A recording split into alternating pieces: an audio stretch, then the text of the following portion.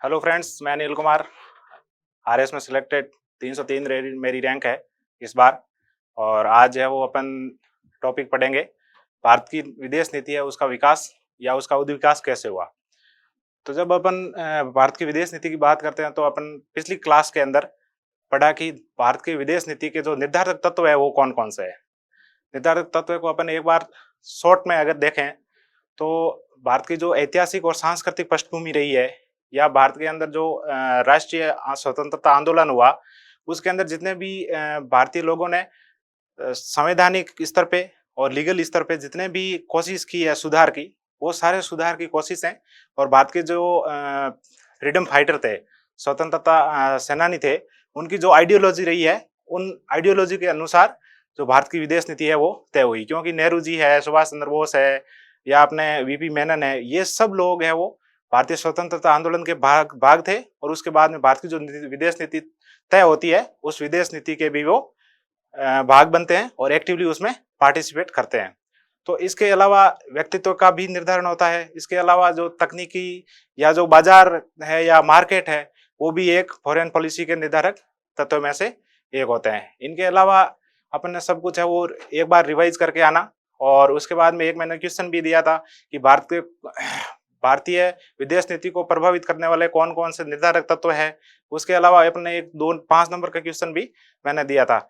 इसी तरह से अपन आगे बढ़ते हुए इस क्लास के लास्ट में अपन है वो 1-2 और क्वेश्चन देखेंगे। तो अब सबसे पहले अपन देखेंगे कि भारत की जो विदेश नीति है उसका विकास कहाँ से हुआ, उसके कितने काल है और उस काल के दौरान जो जो मेन घटनाएं हुई जिसके कारण अपन एक विकास की एक अलग धारा या एक अलग काल में उसको डिवाइड करते हैं।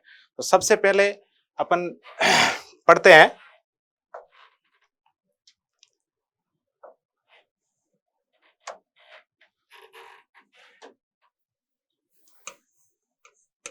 कि जो भारतीय विदेश नीति है, भारतीय विदेश नीति का उद्विकास, ये अपने सिलेबस के अंदर वर्ड लिखा हुआ है, या इसका उद्भव, चाहे आप उद्भव बोलो चाहे आप इसका विकास बोलो। भारतीय विदेश नीति के उद्भव को हम 3 भागों में डिवाइड करते हैं। कितने भागों में डिवाइड करते हैं? 3 का भागों में। प्रथम काल, दूसरा काल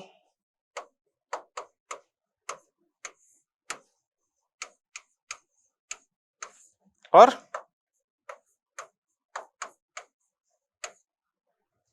तीसरा काल। कौन सा काल?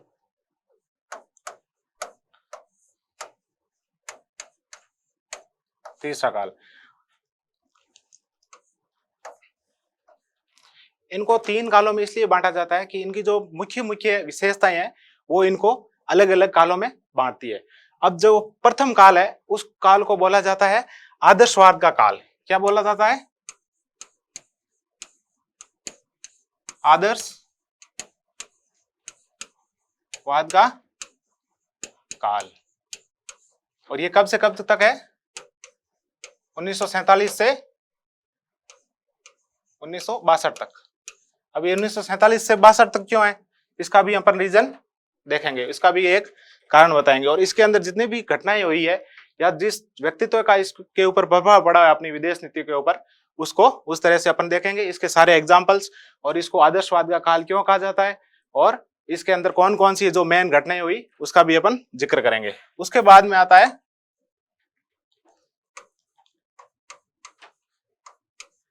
यथार्थवाद का काल। कौन सा काल?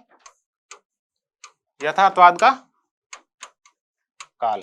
इसको अपन 1962 से 1990 तक, 1990 तक। और तीसरा आता है आर्थिक विकास का काल। आर्थिक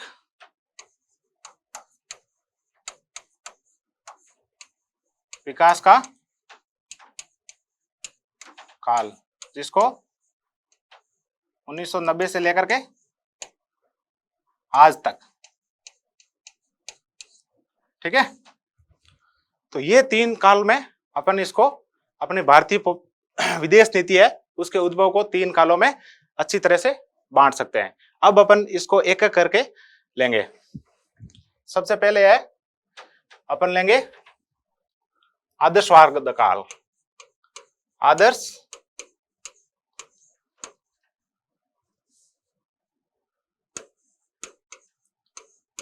का काल। आदर्शवाद का मतलब क्या होता है और यथार्थवाद, ये 2 शब्द है। आदर्श का मतलब होता है आप कुछ ऐसे गुणों का या ऐसे नैतिक मूल्यों का आप उपयोग करते हुए अपनी जो पर्सनैलिटी है या अपना जो काल है उसको निर्धारित करते हो।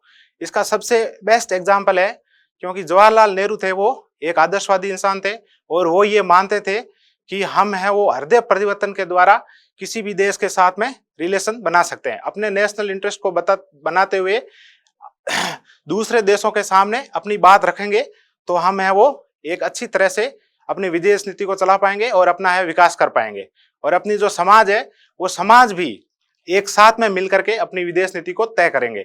जवाहरलाल नेहरू जी ने यहाँ तक कहा था कि हमें लोगों द्वारा किसी भी युद्ध को जीता जा सकता है। इसका मतलब ये हुआ कि किसी भी जनता के रुख को देखते हुए विदेश नीति को डिसाइड करना। और विदेश नीति का सबसे जो आदर्श मूलक शब्द होता है विदेश नीति का, वो होता है कि हम नैतिक आधार पे किसी भी डिसीजन को डिसाइड करते हैं, किसी भी निर्णय को हम लेते हैं। और इसका सबसे बड़ा जो आदर्शवाद का काल है उसका उदाहरण है अपने नेहरू जी की विचारधारा। अब नेहरू जी की विचारधारा क्या थी? नेहरू जी ने सबसे ज्यादा विरोध किसका किया? वाणिज्यवाद का। किसका किया? वाणिज्यवाद का। इसके बाद में किया उपनिवेशवाद का। किसका किया?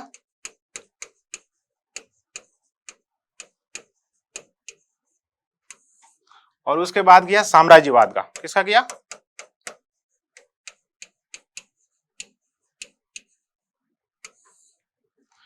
ये तीनों शब्द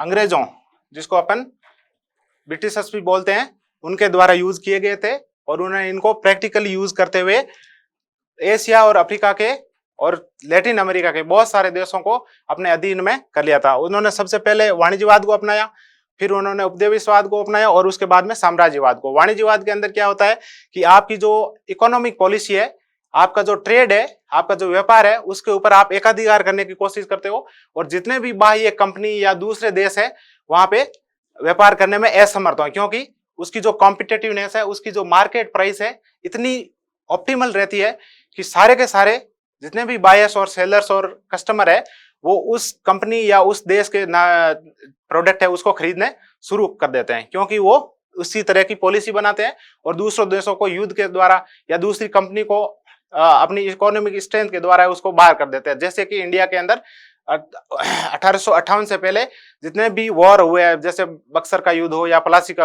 युद्ध हो, ये सब एक तरह से वाणिज्यवाद का भाग था। उसके बाद में ये लोग क्या करते हैं? उपनिवेशवाद। इसका मतलब वो होता है कि हम वहां जाकर के कुछ एडमिनिस्ट्रेटिव जो डिपार्टमेंट होते हैं या कुछ लीगल पर्सपेक्टिव होते हैं उसके ऊपर है वो अधिकार करते हैं और पॉलिसी को अंदर से इन्फ्लुएंस करने की कोशिश करते हैं। जो नीति होती है उसको अंदर से इन्फ्लुएंस करने की कोशिश करते हैं। जैसे कि 1858 के बाद में ब्रिटिश गवर्नमेंट ने या ब्रिटिश साम्राज्य ने क्या किया कि सारी की सारी जो पावर थी कंपनी की वो ब्रिटिश पार्लियामेंट के अंदर है वो स्टेब्लिश कर दी गई। तो वहां से शुरुआत होती है अपने उपनिवेशवाद की। और साम्राज्यवाद के अंदर क्या होता है कि जितने भी स्पेयर है, चाहे राजनीतिक एरिया हो, चाहे सामाजिक हो या सांस्कृतिक हो, वहां सब जगह है वो साम्राज्यवाद के अंतर है वो स्टेब्लिश करना चाहते हैं, उसके ऊपर डोमिनेस करना चाहते हैं।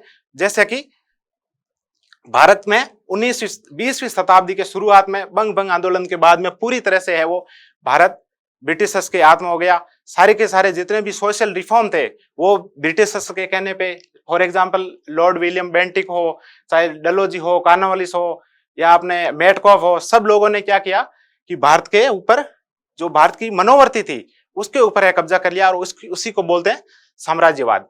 इन तीनों जो दुर्गुण है या अवगुण है अपन बोल सकते हैं, इनका है वो नेहरू जी ने विरोध किया, और भारत सरकार की जो पॉलिसी विदेश नीति थी उनने सबसे आगे प्रखर होकर के इन तीनों अवगुणों का विरोध किया।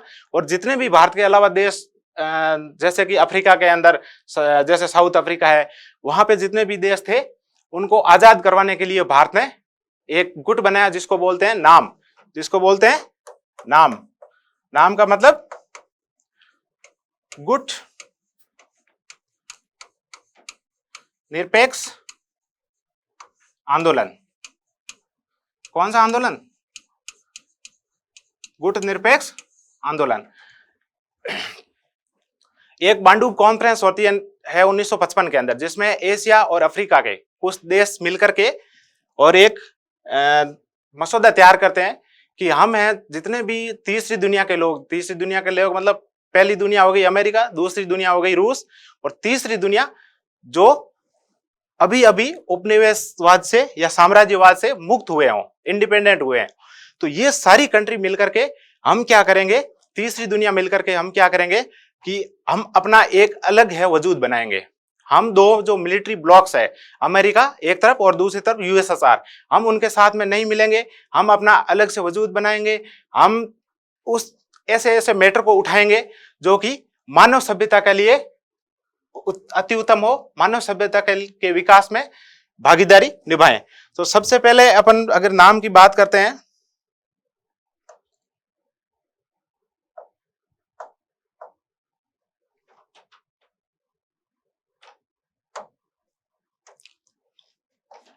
तो नाम की स्थापना के पीछे तीन उद्देश्य थे। पहला था कि किसी भी गुट में सम्मिलित नहीं होना,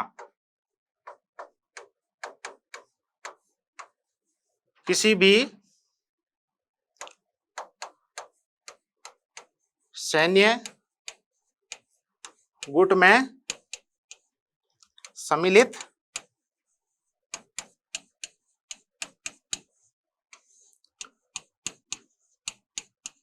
नहीं होना। तीसरी दुनिया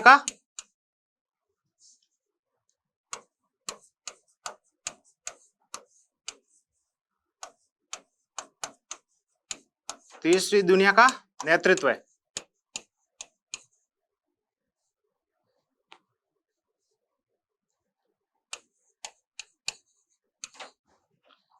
और लास्ट में है मानवीय विकास पर बल।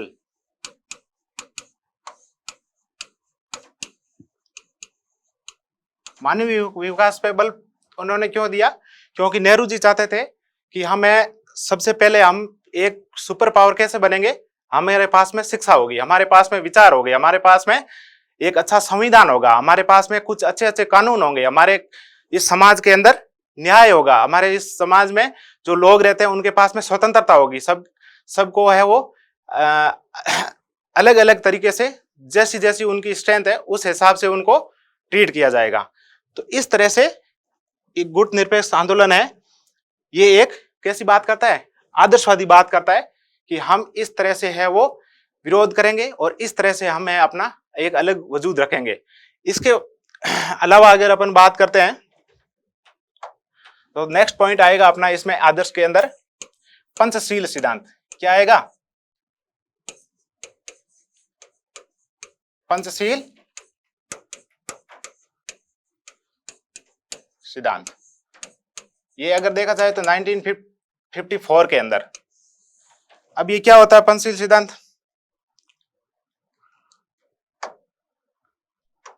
सबसे पहले भारत और चीन के अगर संबंध देखा जाए तो उस कॉन्टेक्स्ट में अपन पंचशील सिद्धांत की बात करते हैं, और इस पंचशील सिद्धांत के अंदर 5 सिद्धांत बताए गए हैं, और उस सिद्धांत के अनुसार इंडिया और चाइना के जो रिलेशन है वो मेंटेन होंगे फ्यूचर के अंदर। 1954 के अंदर इसको प्रतिपादित किया गया, और इस पंचशील सिद्धांत के अंदर जो भारतीय आदर्शवादी विदेश नीति थी उसकी झलक देखने को मिलती है। इसके 5 जो गुण है वो, पहला है अखंडता और प्रभुता का समान। पहला क्या है? अखंडता व संप्रभुता। अखंडता व संप्रभुता का समान। यहां पे अखंडता किसकी? किसी राज्य की, किसी देश की। अखंडता का मतलब होता है कि उसकी जो टेरिटोरियल इंटीग्रिटी है, उसकी जो क्षेत्र का हनन है, वो हम कभी भी नहीं करेंगे। संप्रभुता का मतलब है कि किसी भी देश को अपने निर्णय लेने में कोई भी देश दूसरा बाधित नहीं करेंगे।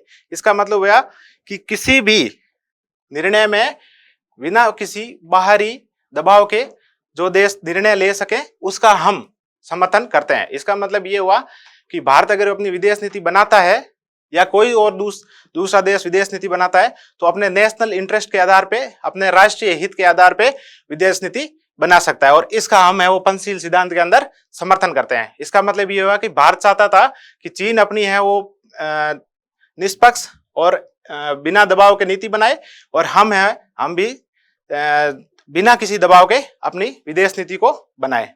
फिर है अनाक्रमकता। अनाक्रमकता,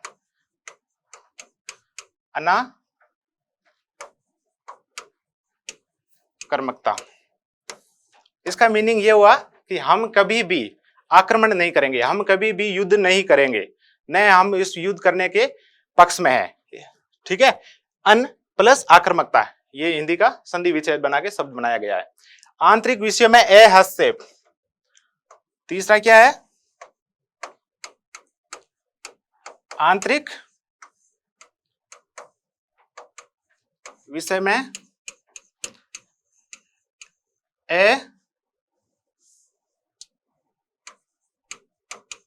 हस्तक्षेप।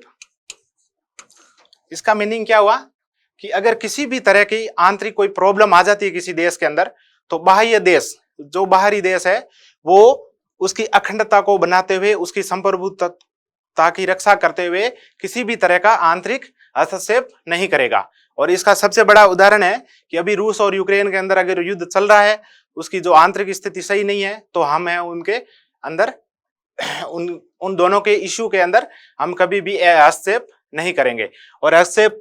और अगर इंडिया के अंदर किसी तरह की समस्या है, जैसे कि कश्मीर की समस्या हो या अपने नॉर्थ ईस्ट की समस्या हो, तो किसी भी दूसरे देश की ये कहीं भी लाइबिलिटी नहीं बनती है को वो आकर के इंडिया के अंदर इस तरह का हस्तक्षेप करें, इंटरफेरेंस करें। फिर है समानता व परस्पर लाभ।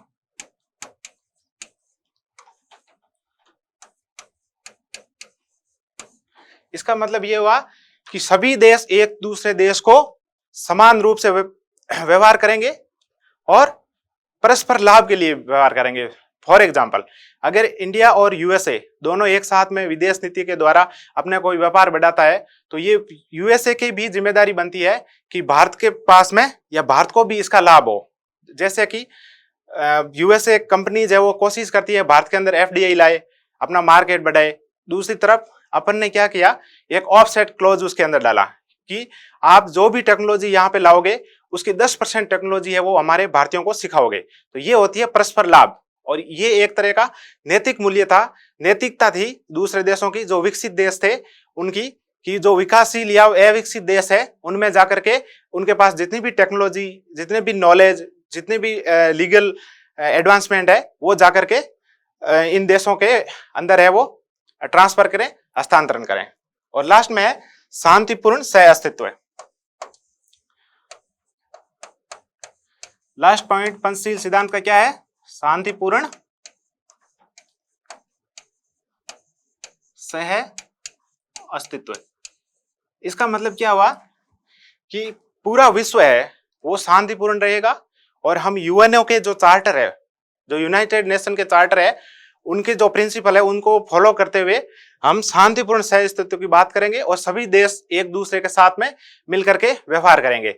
ये जो पंचशील सिद्धांत है, इस पंचशील सिद्धांतों के कारण ये लगता है कि भारत की जो शुरुआत की पॉलिसी थी, भारत की जो विदेश नीति थी, वो आदर्शोन्मुखी थी और उसके अंदर आदर्श से संबंधित, नैतिकता से संबंधित बहुत सारे तत्व इसमें सम्मिलित थे।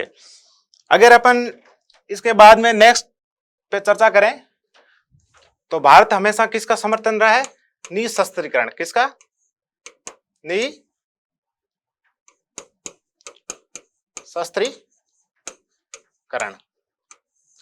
निशस्त्रीकरण का मतलब क्या है कि इंडियन गवर्नमेंट हमेशा इस चीज को सपोर्ट किया है कि हम कभी भी क्या नहीं बनाएंगे? परमाणु बम नहीं बनाएंगे।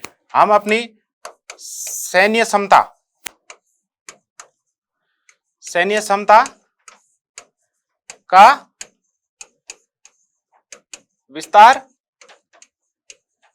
नहीं करेंगे।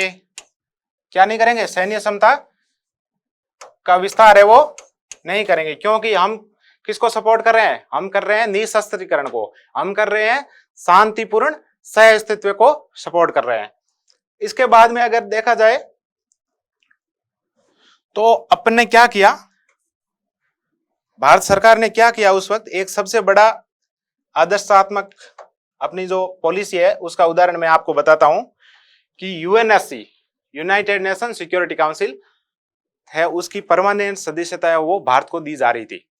लेकिन नेहरू जी ने बोला कि हमारे जो हिंद और चीनी भाई भाई है, और चीन है उस वक्त थोड़ा बड़ा देश था, तो नेहरू जी ने बोला, भारतीय सरकार ने बोला, और भारत की उस वक्त की जो विदेश नीति थी उसने बोला कि नहीं, हमसे पहले है वो चाइना को रिप्रेजेंटेशन मिलना चाहिए, क्योंकि वर्ल्ड के अंदर अगर यूएनएससी एक ऐसी संस्था है जिसके अंदर सभी देशों के अंदर शांतिपूर्ण सहस्तित्व की बात होनी चाहिए, इसलिए चाइना है वो हम इंडिया से पहले इसके अंदर स्थायी सदस्यता की मांग रखता है, उसकी जो क्वालिटी है उसको परिपूर्ण करता है। इसलिए भारत ने 1950 के अंदर क्या किया, 50 में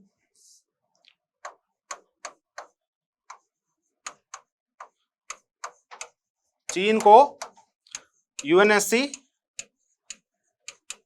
में स्थायी सदस्य के लिए समर्थन दिया, स्थायी सदस्य के लिए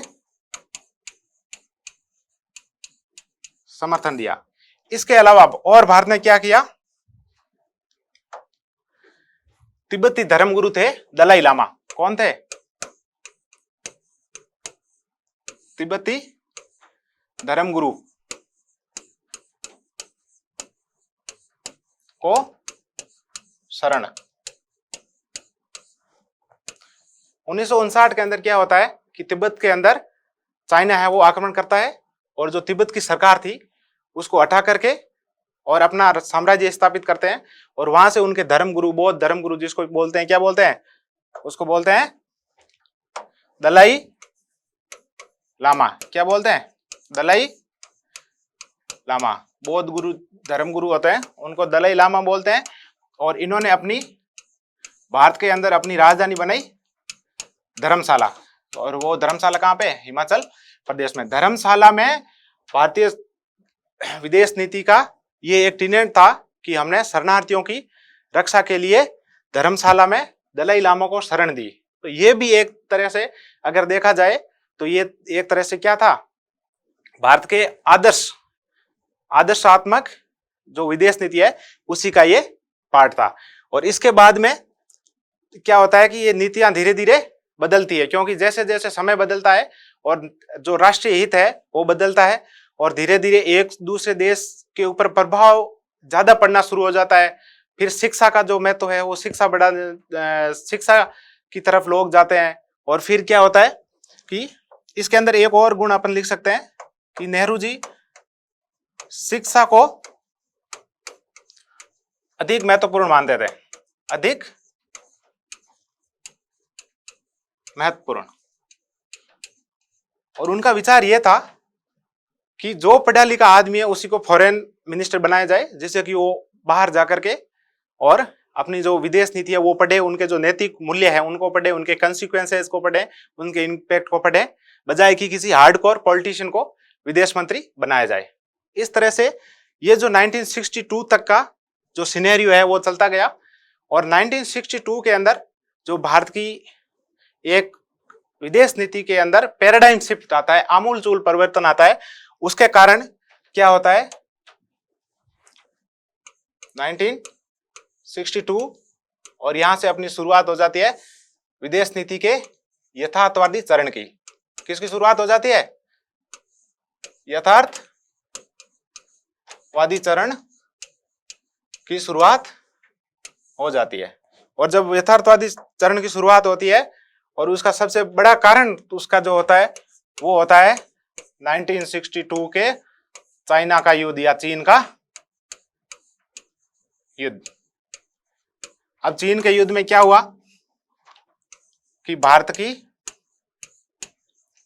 जो अखंडता है, पंचशील सिद्धांत में अगर अपन ने पढ़ा होगा, जो पहला टीनेंट था उसकी, भारत की अखंडता को क्या किया, चोट पहुंचाई। और इससे पहले भारत की जो पॉलिसी थी उस विदेश नीति के अनुसार भारत ने न तो सैन्य शक्ति का प्रसार किया, न भारत ने बॉर्डर पे जाकर के, क्योंकि जो इंडिया और चाइना का बॉर्डर है वो एक पहाड़ी क्षेत्र, कहीं पे नदी है, कहीं पे नाले हैं, ज्यादातर है वो माउंटेन्स, हिमालयन रेंज के अंदर है वो डिमार्केट होता है। तो वहां पे एक स्ट्रेटेजिकली और इकोनॉमिकली बहुत ज्यादा भारत को कोशिश करनी पड़ती, इसलिए भारत की जो विदेश नीति थी उसके अनुसार वहां पे डेवलपमेंट नहीं हो पाया। इस चीज का फायदा उठाते हुए 1962 के अंदर चाइना ने भारत के ऊपर वॉर किया, और जो अक्साई चीन, भारत का जो अभिन्न हिस्सा था, उसको चाइना ने कब्जा कर लिया, और जो आज भी है वो चाइना के पास में है। तो इस युद्ध के कारण जो भारत की विदेश नीति थी उसके अंदर थोड़ा सा शिफ्ट आया, थोड़ा सा क्या अपन बोल सकते हैं, आमूलचूल परिवर्तन आया। और इस वॉर के बाद में जो भारत की विदेश नीति थी उसमें एक तरह से शिफ्ट आ गया। और 1964 में और क्या किया चाइना ने, 1964 के अंदर चीन ने क्या किया, परमाणु परीक्षण किया। चीन ने क्या किया, चीन ने परमाणु परीक्षण किया। और जब चीन ने परमाणु परीक्षण किया तो जो भारतीय नेता थे, भारत के शीर्ष नेता थे, भारतीय समाज था, भारतीय जो प्रशासक थे, उन्होंने ये सोचा कि हमारे पास में हमारे एक बहुत बड़े प्रतिद्वंदी के रूप में चाइना में उभर रहा है, और पहले ही वो इस तरह के अपने को संकेत है वो दे चुके हैं, क्योंकि 1962 का वॉर है वो भारत के साथ में लड़ा गया, और भारत की कुछ टेरिटरी है, भारत का कुछ क्षेत्र है, उसके ऊपर अधिकार कर लिया गया। इसके बाद में क्या होता है, ये सारी चीजें घटती है, और भारत ने कोशिश की कि हम क्या करेंगे, सेना का आधुनिकीकरण करेंगे। क्या करेंगे, सेना का आधुनिकीकरण करेंगे। तो भारत में ही कुछ हथियार बनाने शुरू किए, और हमने कोशिश की दूसरे देशों के साथ में जाकर के उनसे कुछ हेलीकॉप्टर या हवाई जहाज, फाइटर जेट वगैरह है वो अपन खरीद सके। और इसके धीरे धीरे जो भारत की पॉलिसीज है वो विदेश नीति है उसके अंदर जो नैतिकता के गुण थे, जो मॉरल प्रिंसिपल्स थे, जहां पे अपन शांतिपूर्ण सहिष्णुता है, अखंडता, एहतियात की नीति है, उसको अपन लागू कर रहे थे या उनके ऊपर बात कर रहे थे, तो वहां पे अपन ने क्या किया, उनको छोड़ दिया पीछे। और 1965 के अंदर भारत के साथ में एक और वार होता है, और उस भारत के वार किसके साथ में होता है, पाकिस्तान के साथ में। और इस युद्ध के बाद में जो भारत की विदेश नीति थी उसको और है वो यथार्थवादिता मिली, उसको और प्रैक्टिकलिटी मिली। और इसके बाद में भारत ने जो विदेश संबंध थे दूसरे देशों के साथ में, जैसे अमेरिका है या अपने रूस है, क्योंकि अमेरिका का जो टेल था वो शुरू से पाकिस्तान के साथ में था, क्योंकि पाकिस्तान है वो सिएटो और सेंटो दो तरह के ग्रुप थे अपने अमेरिका के नेतृत्व में। पाकिस्तान ने जब आजाद हुआ तो उनको ज्वाइन कर लिया, जबकि भारत ने नाम ऑर्गेनाइजेशन बना के इस तरह के जो मिलिट्री ग्रुप थे, सैन्य ग्रुप थे, उनको उनके अंदर शामिल नहीं हुए। तो बट ऑब्वियस अमेरिका है अपने राष्ट्रीय हित को ध्यान में रखते हुए पाकिस्तान को समर्थन दे रहा था, और इंडिया है वो धीरे धीरे किसकी तरफ जाने लगा, रशिया की तरफ। फिर क्या हुआ कि 1968 के अंदर एक एनपीटी ट्रीटी आती है। एनपीटी मतलब न्यूक्लियर नॉन प्रोलिफरेशन संधि, परमाणु अप्रसार संधि। क्या आती है? परमाणु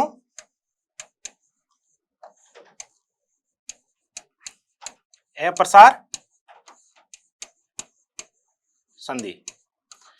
इस संधि की कुछ अन्यायपूर्ण बातें थी। अन्यायपूर्ण क्या थी कि इसके अंदर बोला गया कि 1 जनवरी 1967 से पहले 68 से पहले जितने भी देश है जिन्होंने परमाणु बम बना लिया है तो वो बम अपने बनाए रखेंगे, और इसके बाद में अगर कोई भी बम बनाता है, ठीक है, तो वो होगा गैर कानूनी, वो होगा इलीगल। और अब आपको क्या करने पड़ेंगे? सबको आपको इसके ऊपर हस्ताक्षर करने पड़ेंगे। और ये किसने फोर्स किया? जितने भी यूएनएससी के 5 परमानेंट मेंबर थे, और उन्हीं के पास में है वो न्यूक्लियर बम भी उन्होंने बना लिए थे, अपनी टेक्नोलॉजी को विकसित कर लिया था, और भारत के ऊपर इन्होंने दबाव बनाया कि आप है वो इस ट्रीटी पे साइन करोगे। लेकिन इंडिया ने यहाँ पे क्या किया कि हम है वो साइन नहीं करेंगे, हम साइन नहीं करेंगे। हम साइन क्यों नहीं करेंगे? इसके पीछे लॉजिक दिया कि हमारे सबसे पहले है वो हमारा है राष्ट्रीय हित, क्योंकि हमारे पास में, हमारे आसपास में 2 ऐसे पड़ोसी देश है जो अपने सैनिकों का सशक्तिकरण कर दिया है, उन्होंने आधुनिकीकरण करने की कोशिश की है, और इवन चाइना ने तो अपने परमाणु परीक्षण भी कर लिया है। तो हम इस स्थिति में नहीं है कि हम है वो एनपीटी पे साइन करेंगे। इसलिए ये भारत ने यथार्थवादिता को दिखाते हुए ये भारत ने इस तरह से ये निर्णय लिया। इसके बाद में एक निर्णय और आता है, उस निर्णय का नाम मैं बताता हूं आपको। नेक्स्ट स्लाइड ले लेते हैं। P for 80, P 480। ये एक ऐसा मुद्दा था जो भारत की पावर और भारत की जो महत्वाकांक्षा थी, भारतीय लीडर्स की महत्वाकांक्षा थी, स्पेशली इंदिरा गांधी जी की। इसमें क्या हुआ कि जब भारत और पाकिस्तान के साथ में युद्ध होता है, और भारत है वो ज्यादातर अपना जो खाद्यान्न है, अपना जो अन्न है, वो यूएसए से क्या करता है? इंपोर्ट करता है, जैसे गेहूं है, मक्का है। तो जब युद्ध हो जाता है तो अमेरिकन सरकार क्या करती है कि जो गेहूं आयात होने वाले थे उनको उन्होंने क्या किया? समुद्र में डला दिया, न कि भारत के साथ में भेजा। फिर इंदिरा गांधी ने क्या बोला? इंदिरा गांधी ने बोला कि हमारे को इसी देश में रहते हुए हमारे को क्या करना है? इतना अपना एडवांसमेंट करना है कि हम किसी भी देश के ऊपर निर्भर नहीं रहे। और इसके लिए शुरुआत होती है किसकी? हरित क्रांति की। किसकी होती है? हरित क्रांति की। और इसके बाद में भारत में जो रिवॉल्यूशन आया, इवन 1965 के वॉर में आपने सुना होगा, जय जवान जय किसान। क्या था नारा? क्या था? जय जवान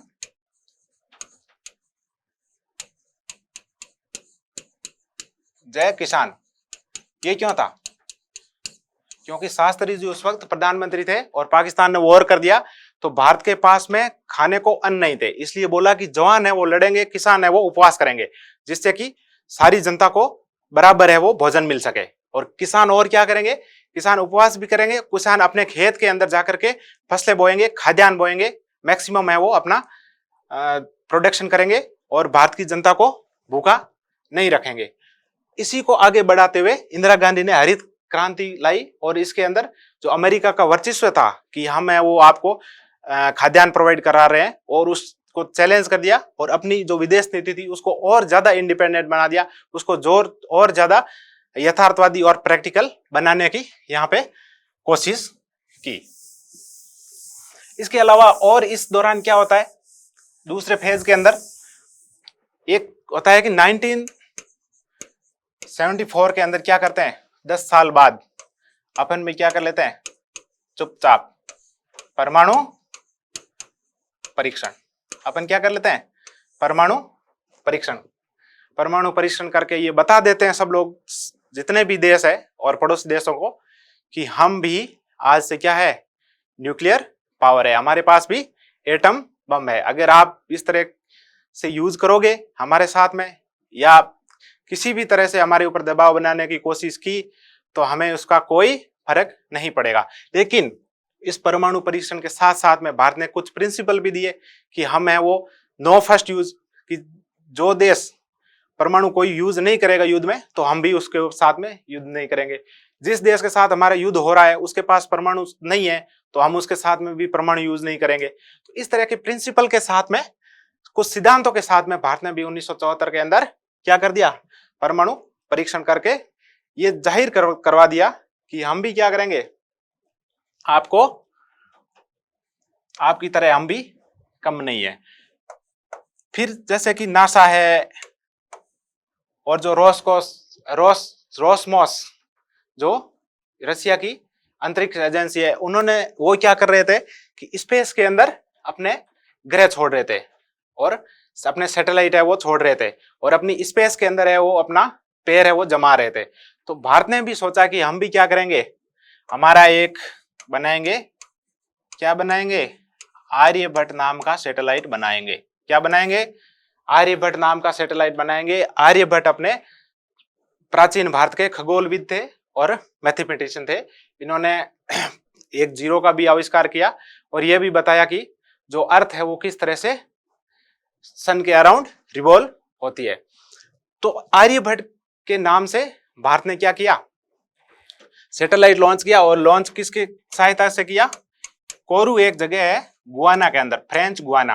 फ्रेंच गुआना कहाँ है, फ्रेंच गुआना दक्षिण अमेरिका के अंदर है और रूस द्वारा, या उस वक्त अपन यूएसएसआर ही बोलेंगे, क्या बोलेंगे, यूएसएसआर। यूएसएसआर की सहायता से इनके लॉन्च पैड से, क्योंकि अपने पास तो रॉकेट थे नहीं, क्योंकि अपन ने सबसे पहले क्या किया, अपन ने सैटेलाइट डेवलप किया। इस सैटेलाइट को डेवलप करने के लिए अपने को लॉन्च रॉकेट चाहिए था और उस लॉन्च रॉकेट है वो अपने यूज किया किसका, यूएसएसआर का। और कोरू के अंदर इनका जो प्रशिक्षण क्षेत्र बना हुआ, जैसे अपने व्हीलर द्वीप में बना हुआ है, श्री हरिकोटा में बना हुआ है, उसी तरह से इनके भी वहां बना हुआ था। और वहां से अपने 1975 के अंदर आर्यभट्ट सैटेलाइट लॉन्च किया और अपन ने प्रूव किया कि हम भी है वो आसमान में जा रहे हैं। इसके अलावा 1985 के अंदर क्या होता है कि एक सार्क नाम का संगठन बनता है 1985 के अंदर, और इस सार्क नाम से के संगठन के द्वारा भारत के वर्चस्व को निश्चित किया गया कि हम है वो अपने इस दक्षिण एशियाई क्षेत्र के अंदर भारत के द्वारा और भारत के नेतृत्व में हम है वो विकास करेंगे, अपने देश का विकास करेंगे, अपने समाज का विकास करेंगे। और जो दूसरे देश हमारे साथ में अन्याय कर रहे हैं या दबाव की नीति अपना रहे हैं उनको हमें चुनौती देंगे। इसके साथ साथ में भारत ने यहां पे क्या किया कि जो यूएन की पीस कीपिंग थी सेना, जिसको बोलते हैं शांति सेना, तो भारतीय सैनिकों ने ज्यादा से ज्यादा शांति सेना में भाग लेना शुरू कर दिया। शांति सेना क्या होती है कि कोई भी देश के अंदर किसी तरह की अगर समस्या आ जाती है, जैसे कि अभी मिस्र के अंदर हुआ या रवांडा, अपने युगांडा के अंदर इस तरह की जो समस्याएं आ रही है, घरेलू युद्ध होते हैं जैसे यमन के अंदर होती है और हौथीज है वो आपस में लड़ रहे हैं, तो वहां पे शांति स्थापित करने के लिए यूएन क्या करता है, अपनी एक पीस कीपिंग फोर्स भेजता है। और उस पीस कीपिंग फोर्स के अंदर जितने भी देश उसके यूएन के मेंबर है वो मिलकर के अपने सैनिक भेजते हैं, और उसमें सबसे ज्यादा है वो भारतीय सेना ने हिस्सा लेना शुरू कर दिया, जिससे कि अपनी जो सॉफ्ट पावर है वो बढ़े, अपनी जो स्मार्ट पावर है वो बढ़े वर्ल्ड के अंदर। और इसके साथ साथ में अपन ने क्या किया कि कुछ देशों के साथ में, जैसे कि मालदीव या अपना श्रीलंका, जब इनके अंदर इंटरनल प्रॉब्लम आई, जैसे कि श्रीलंका के अंदर आई लिटे की, किसकी आई, लिटे की, तो भारतीय सेना ने जाकर के श्रीलंका की सरकार को सहायता दी इस तरह की जो समस्या आई उसको समाधान करने के लिए। मालदीव के अंदर ऑपरेशन अपने चलाया पराक्रम। कौन सा ऑपरेशन चलाया, ऑपरेशन पराक्रम। ऑपरेशन पराक्रम चला करके मालदीव के अंदर जो राजनीतिक अस्थिरता आई उसको सॉल्व किया गया और जो आपदा आई उसको आपदा राहत है वो प्रोवाइड करवाई गई। इस तरह से यहाँ पे अपना क्या हो जाता है। और एक सबसे बड़ा राजीव गांधी के टाइम अगर अपन बात करें तो अपने टेक्नोलॉजी का विकास हुआ। किसका विकास हुआ? तकनीकी का, तकनीकी। और इस तकनीकी के विकास में सबसे बड़ा योगदान था अपने राजीव गांधी जी का। किसका था? प्रधानमंत्री राजीव गांधी का।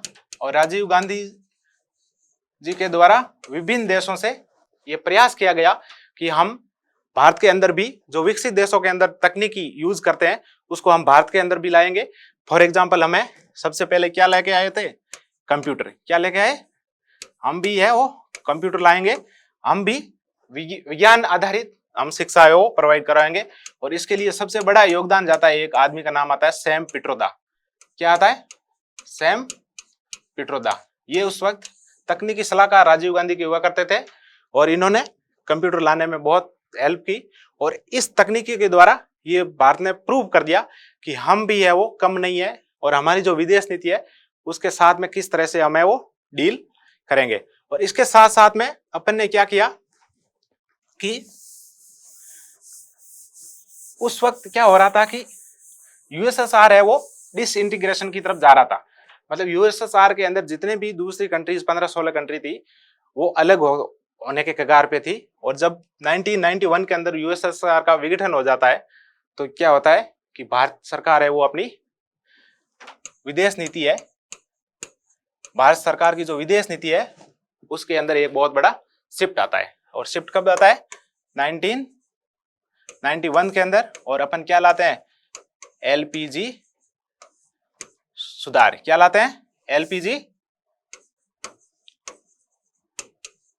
सुधार। और इस एलपीजी सुधार के द्वारा क्या होता है कि जितने भी भारत के अंदर जितने भी रेस्ट्रिक्शन थे बाहर की कंपनियों के लिए, अगर बाहर की कंपनी को कोई इन्वेस्टमेंट करना होता था तो पहले अलाउ भी नहीं था।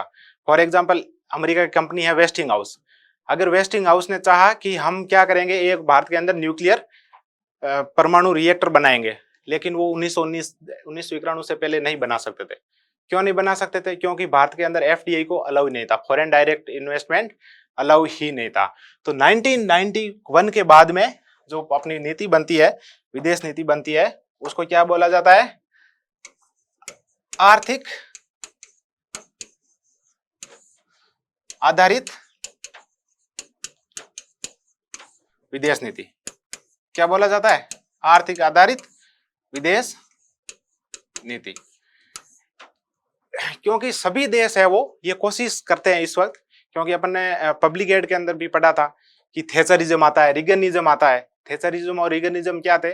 क्योंकि उन्होंने प्राइवेट इन्वेस्टमेंट को बढ़ावा दिया अपने मार्केट के अंदर, और मार्केट के अंदर कॉम्पिटिटिवनेस लाने के लिए प्राइवेट सेक्टर की जो स्किल थी, प्राइवेट सेक्टर का जो मैनेजमेंट था, प्राइवेट सेक्टर का जो फंड था, उसको बाजार के अंदर इन्वेस्टमेंट करने की कोशिश की गई। और स्टेट को है वो राज्य है उसको सिर्फ और सिर्फ जो कोर एक्टिविटीज थी या सुरक्षा थी या विदेश नीति थी, इस तरह के जो इश्यूज थे वो ही सिर्फ राज्य को करने के लिए उन्होंने प्रतिबंधित किया। और उसके साथ में 9 लोक प्रबंध आता है, एनपीएम जिसको अपन बोलते हैं। और उस एनपीएम के अंदर क्या होता है कि आर्थिक उदारीकरण की बात होती है। और ये 1 दशक पहले है वो डेवलप्ड कंट्रीज में, मतलब वेस्टर्न कंट्री है, उसके अंदर एनपीएम आ जाता है। लेकिन भारत के अंदर एनपीएम कब आता है? भारत के अंदर आता है 1990s के अंदर। और इसी के द्वारा भारत की जो फॉरेन पॉलिसी है उसका टिल्ट हो जाता है। टिल्ट का मतलब एक तरफ अपन यथार्थवाद की बात कर रहे थे, लेकिन यहाँ पे जो यथार्थवाद के साथ साथ में जो आर्थिक पक्ष है वो बहुत मजबूत हो जाता है। और एक दूसरे देश के बीच में विदेश नीति या विदेशी संबंध स्थापित करने के लिए जो आर्थिक तत्व है उसकी प्रधानता है वो बढ़ जाती है। और उसकी प्रधानता क्यों बढ़ती है? क्योंकि जो अर्थ है या जो पैसे है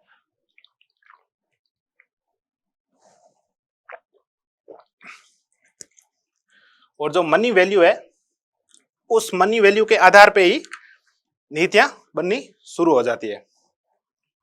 तो अपन क्या करते हैं, यहाँ पे यूएसएसआर का क्या हो जाता है? विघटन हो जाता है। और जब यूएसएसआर का विघटन हो जाता है तो इंडिया क्या करता है? क्योंकि यहाँ पे अपन यथार्थवाद की बात पहले कर ही रहे थे, तो अपन सबसे ज्यादा किसको प्रिफर कर रहे हैं? अपन कर रहे हैं राष्ट्रीय हित को। तो राष्ट्रीय हित को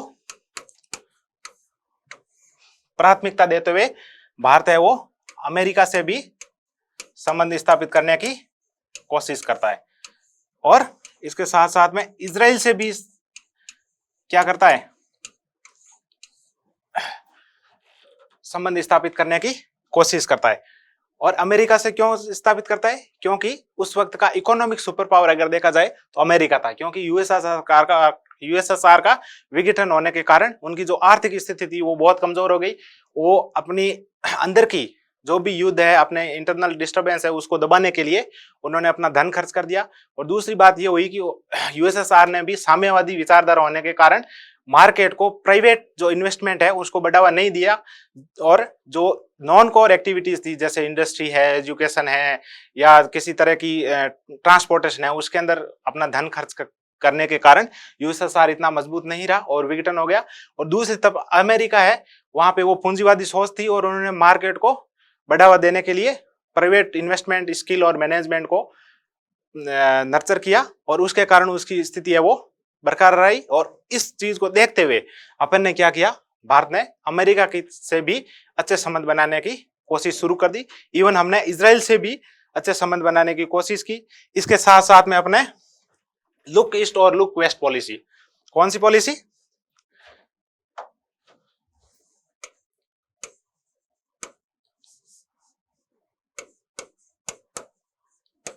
लुक ईस्ट व लुक वेस्ट।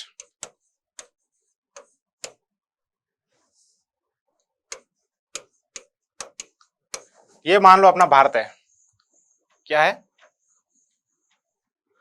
अभी ढंग से बना नहीं पा रहे। ये भारत है।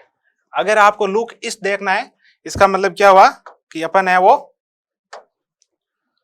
इस तरफ के जितने भी देश है, चाहे अपने आसियान कंट्रीज हो, या अपना जापान हो, या मंगोलिया हो, या इस तरह से इस तरफ जितने भी देश है उनको लुक ईस्ट पॉलिसी, मतलब हम क्या करेंगे कि इन देशों के जितने भी स्ट्रेंथ है उनको देखते हुए उनके साथ में अच्छे संबंध बनाने की कोशिश करेंगे। और आसियान के साथ में अपन ने क्या किया? 1993 से इनकी जो भी मीटिंग्स होती थी उनके अंदर पार्टिसिपेट करना शुरू कर दिया। लुक वेस्ट पॉलिसी के अंदर क्या है? यहां पे आपके चाहे पाकिस्तान हो, चाहे अफगानिस्तान हो, या अपना ईरान और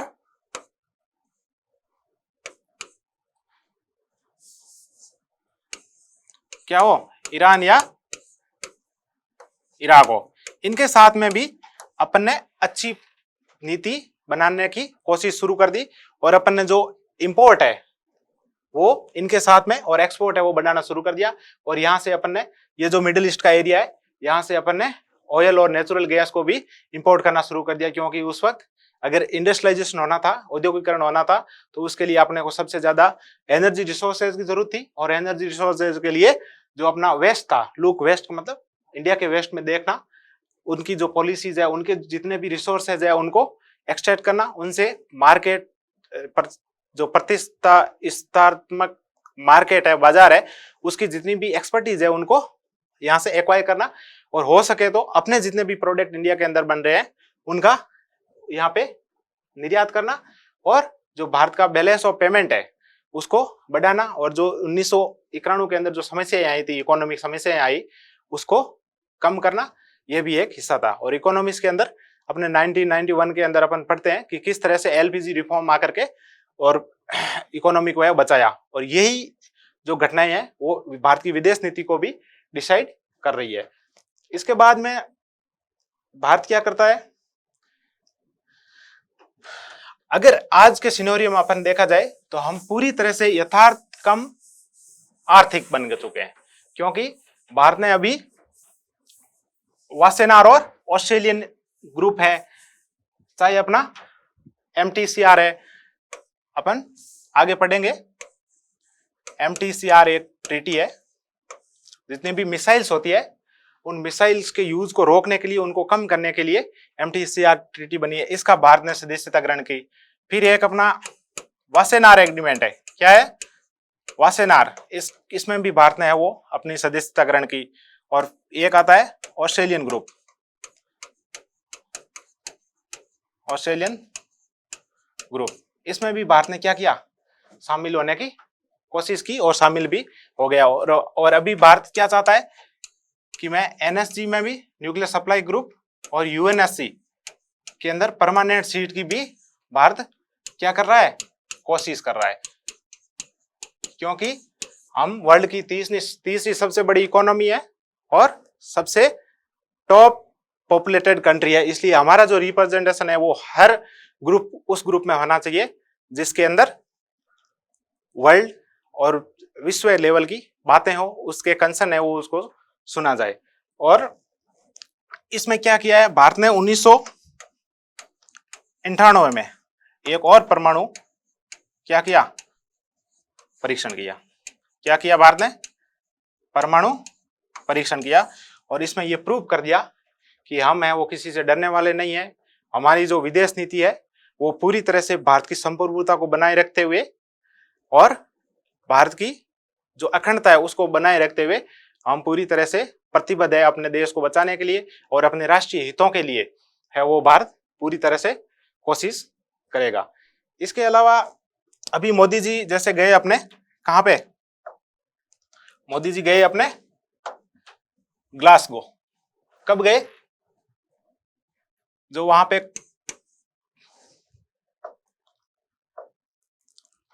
कोप की मीटिंग हुई, किसकी मीटिंग हुई, कॉन्फ्रेंस ऑफ पार्टी के अंदर,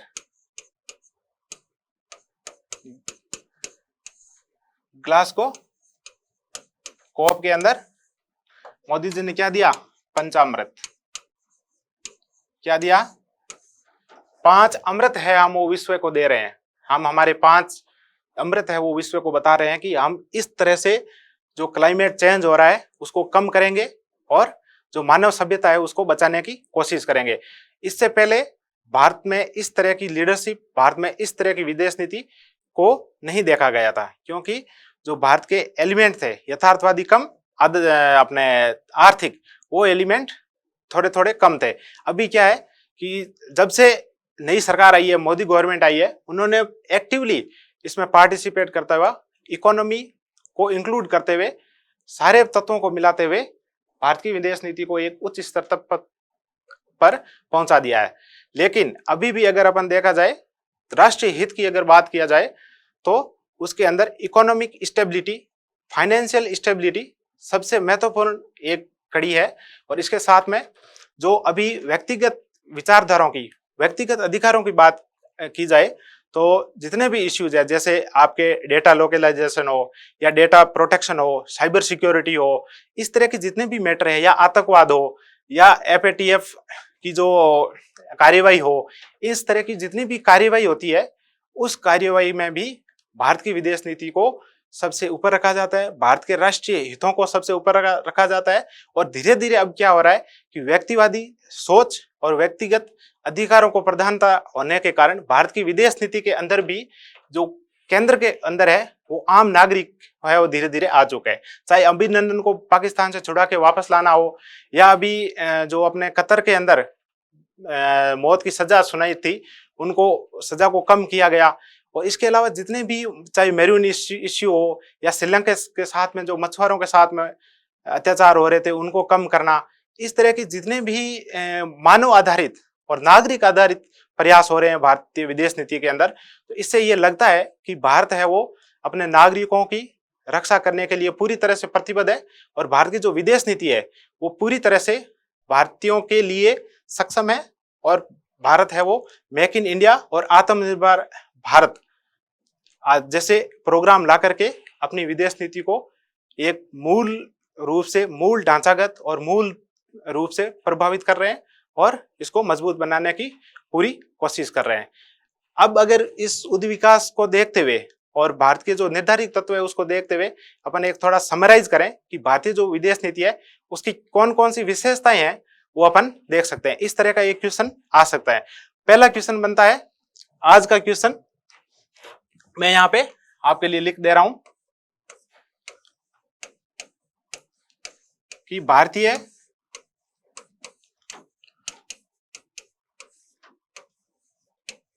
विदेश नीति के विभिन्न चरणों की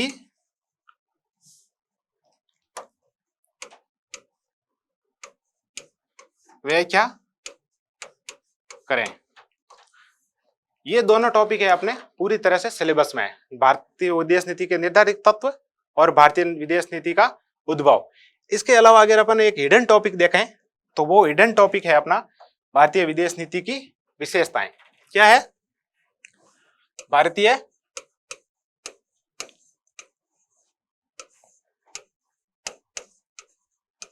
विदेश नीति की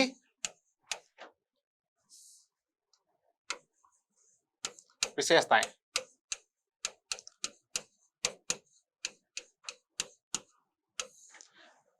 इस तरह के क्वेश्चंस को फेस करने के लिए हमें थोड़ा एक बार पढ़ लेना पड़ेगा, और एक बार पढ़ने के बाद में अपन क्या है, इस तरह के जो भी क्वेश्चन आएंगे, हिडन टॉपिक में से क्वेश्चन आएंगे या इंटरप्रेट करते हुए क्वेश्चन आएंगे तो उनको लिख सकते हैं। वैसे भारतीय विदेश नीति की विशेषताएं डायरेक्टली सिलेबस के अंदर नहीं दे रखी है, इसलिए अपन इसको सिर्फ 5 या 7 मिनट के अंदर है वो डिस्कस करेंगे कि कौन कौन सी विशेषता अगर इस तरह से क्वेश्चन आ जाए तो अपन है वो लिख सकते हैं। तो सबसे पहले अपन लिख सकते हैं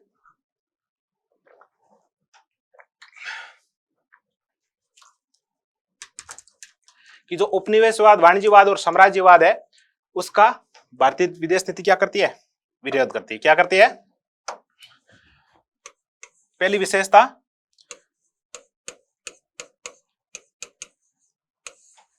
वाणिज्यवाद, उपनिवेशवाद,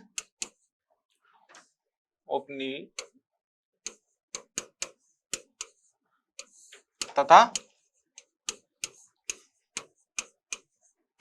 साम्राज्यवाद का क्या करते हैं? विरोध करते हैं। ये पॉइंट है वो पूरी तरह से मैं पहले समझा चुका हूं। दूसरा है अंतर्राष्ट्रीय शांति और सुरक्षा बनाए रखना। क्या करना है? अंतर्राष्ट्रीय शांति व सुरक्षा बनाए रखना। और इसका सबसे बड़ा उदाहरण ये है कि हम कोशिश करते हैं कि हमारे मैक्सिमम सैनिक है वो पीस मेकिंग संस्था में जाते हुए उसका प्रोटेक्शन करें और शांति को बढ़ावा दें। और जितने भी विवाद है अंतर्राष्ट्रीय, जितने भी विवाद है, विवादों का क्या करना है? निपटारा। निपटारा कैसे करना है? युद्ध करके या वार्ता करके? युद्ध का निपटारा कैसे करना है? शांति पूर्ण। ठीक है। अभी G20 के अंदर भारत ने ये स्टेटमेंट भी दिया था कि रूस और यूक्रेन को ये युद्ध तुरंत रूप से समाप्त कर देना चाहिए और अपने अपने जितने भी हित है और अपने अपने जितने भी इश्यू है उनको नेगोशिएशन के द्वारा सोल्व करना चाहिए। चौथा पॉइंट अपना आएगा शांतिपूर्ण सह अस्तित्व। शांतिपूर्ण सह अस्तित्व। इसका मतलब ये हुआ कि कोई भी बड़ा देश छोटे देश के एग्जिस्टेंस को, उसके अस्तित्व को खतरे में नहीं डालेगा और सभी अपने अपने देशों के हिसाब से और अपने अपने राष्ट्रीय हितों के अनुसार है वो विदेश नीति को अपनाएंगे, उसी के थ्रू है वो चलेंगे। इसके बाद में अपना सबसे महत्वपूर्ण आता है गुट निरपेक्ष।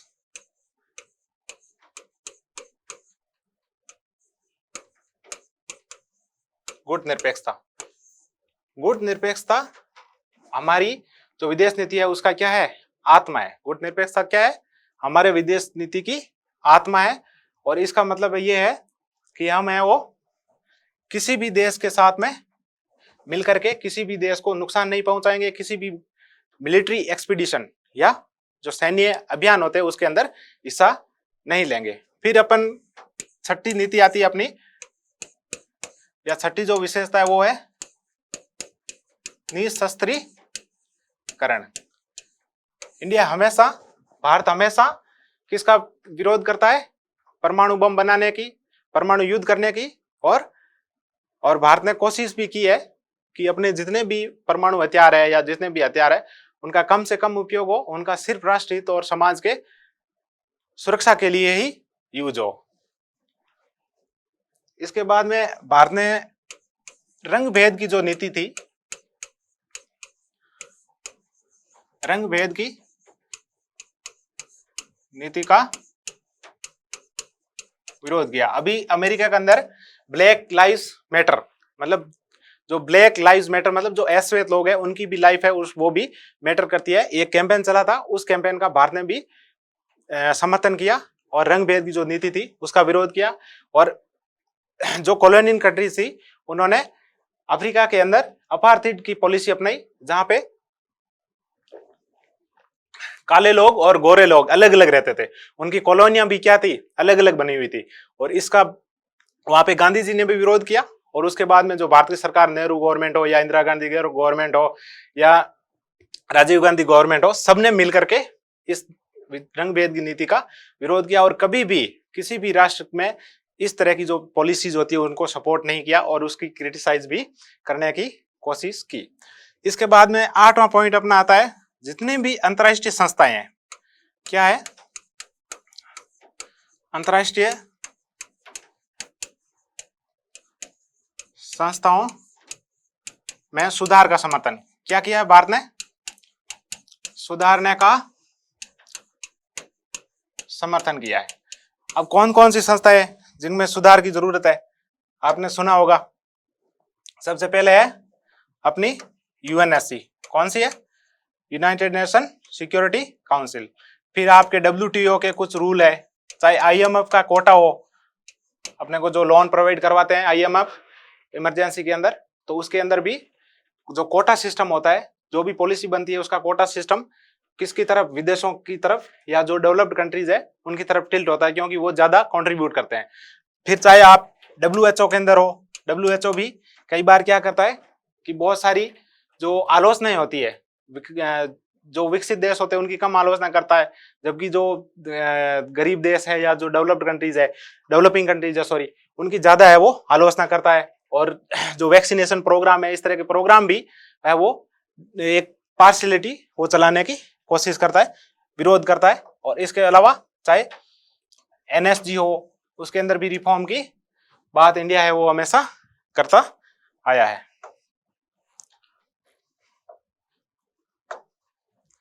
और नेक्स्ट पॉइंट अगर देखा जाए भारतीय विदेश नीति की विशेषताओं में, तो आएगा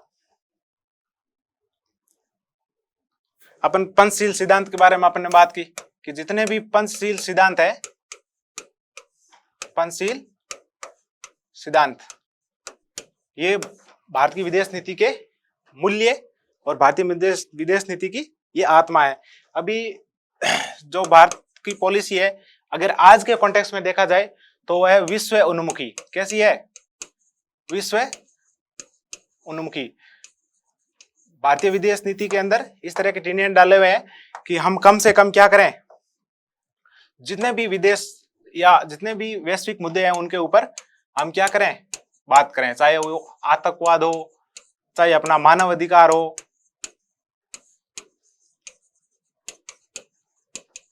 चाहे रंग भेद हो, चाहे दो देशों के बीच में युद्ध हो। इन सबको अपन क्या करते हैं कि इस तरह की जो घटनाएं हैं वो क्या है, मानव विरोधी नहीं होनी चाहिए। इसके बाद में अपन जो भारत की विदेश नीति है वो किसके ऊपर बल देती है? व्यवहारिकता पे। किसके ऊपर बल देती है?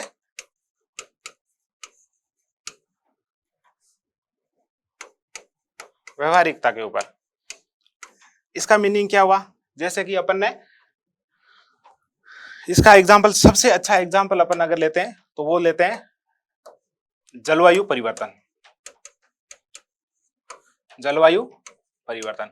भारत ने बहुत सारे इतने प्रोग्राम चला रखे हैं कि भारत अपनी विदेश नीति के अंदर इस तरह के प्रोग्राम चलाए, इस तरह की नीति बनाए जिससे कि जलवायु परिवर्तन कम से कम हो। और इसके लिए भारत ने क्या किया कि एक तो पेरिस समझौते पे साइन किया, फिर भारत ने क्या किया, पंचामृत की कॉन्सेप्ट दिया। क्या किया? पंचामृत का कंसेप्ट दिया। फिर उसके बाद में क्या, भारत ने बहुत सारे ऐसे प्रोग्राम भी चलाए एनवायरनमेंट को प्रोटेक्ट करने के लिए, जिसके द्वारा जो भारत की विदेश नीति है वो कैसी हो, व्यवहारिक हो, जितने भी इश्यूज है उनको एड्रेस करते हुए भारत की विदेश नीति हो। और इसके बाद में अपन सबसे लास्ट में अगर देखा जाए तो कौन सा पॉइंट आता है? वो पॉइंट आता है भारत की जो विदेश नीति है पर्यावरण से संरक्षण वादी नीति है। चाहे हिरोशिमा और नागासाकी के बम हो, और चाहे अमेरिका के द्वारा जो एमिशंस, जो उत्सर्जन हो रहे हैं कार्बन के, उनका विरोध करना हो, चाहे जो ऑयल स्पिल समुद्र के अंदर हो रहा उसका विरोध करना हो, चाहे जो आग अमेजोन जो बेसिन है उसके अंदर आग लग गई क्योंकि जो वहां पे इंडस्ट्रीज है वो इस्टेब्लिश हो रही थी, उनको ध्यान नहीं रखा गया। तो इस तरह की जितनी भी घटनाएं होती है, या अपन देखते हैं अरब स्प्रिंग के अंदर किस तरह से वो एक स्टेबिलिटी अनस्टेबिलिटी फैल गई थी, तो उसका भी भारत ने है वो कोशिश की है कि वो स्टेबिलिटी आए। या चाहे अफगानिस्तान से हो, उसका जो माहौल खराब हो रहा था, वहां से भारत ने ऑपरेशन राहत, ऑपरेशन देवी शक्ति, इस तरह के ऑपरेशन चला के भारतीयों को वहां से वापस लाने की कोशिश की, उनको बचाने की कोशिश की। तो जितने भी इस तरह के एक्टिवली हम पार्टिसिपेट कर रहे हैं देश और विदेश के बीच में, और विदेश नीति को अपने डे बाय डे वो स्ट्रेंथन करने जा रहे हैं। इसी तरह से अपन आगे देखा जाए तो नेक्स्ट टॉपिक के अंदर अपन पढ़ेंगे कि भारत और अमेरिका के बीच में संबंध किस तरह से डेवलप हो रहे हैं। अपने सिलेबस के अंदर स्पेसिफिकली 3 कंट्रीज को दिया गया है, भारत अमेरिका से संबंध, रूस से संबंध और चीन से संबंध। अब सबसे पहले अपन क्या पढ़ेंगे, भारत अमेरिका से संबंध, क्योंकि भारत का जो अभी का जो सिनेरियो चल रहा है तो मैक्सिमम क्वेश्चन आने की संभावना रहती है भारत और अमेरिका के बीच में संबंध की। उसके बाद में अपन पढ़ेंगे चीन का, और उसके बाद में पढ़ेंगे रूस का। तो आप सबको धन्यवाद, और नेक्स्ट क्लास में अपन आते हैं, और गुड नाइट, थैंक यू।